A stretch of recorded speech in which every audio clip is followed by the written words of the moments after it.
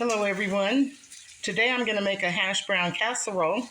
I've assembled all the items you need. I've got some hash browns frozen. I have shredded cheese. This bowl here has bell pepper, onions, and red bell peppers. I've got some cream of chicken soup, some sour cream, and a stick of butter. These are the items you need to make this. Let's get started. So we're going to start out by melting the stick of butter into the skillet. I'm going to add the vegetables in so I can let this cook for a minute. That's a lot of butter, but the potatoes are going to absorb it.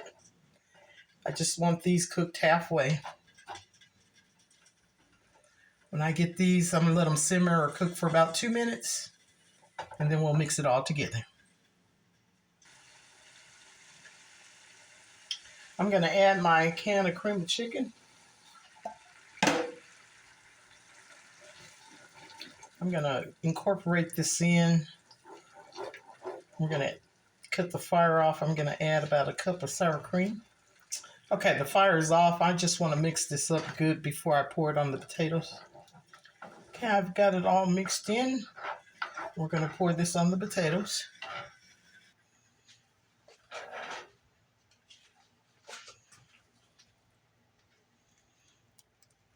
I did spray my pan with cooking spray for easy cleanup.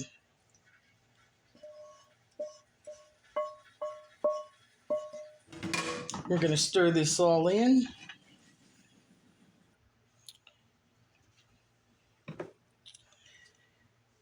All right, I stirred it all up. We're going to sprinkle cheese on top. And I have some green onions I'm going to top this off with. I'm going to put this in the oven and bake it at 325. I'll show you the finished product.